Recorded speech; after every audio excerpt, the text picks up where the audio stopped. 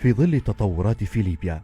أي واحد يسقط سواء من الطرف هذا أو من الطرف هذا هو خسارة ليبية، وكفانا دم، يعني 8 سنين أو 9 سنين. ما هو الدور الذي تطلع به الحكومة المؤقتة؟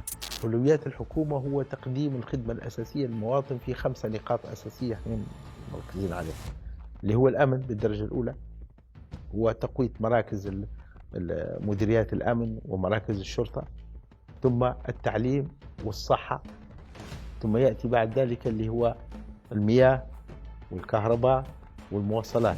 وما هي الصلاحيات التي تتمتع بها؟ تقليم المنطقة الشرقية على الأقل من من منطقة مساعد إلى غاية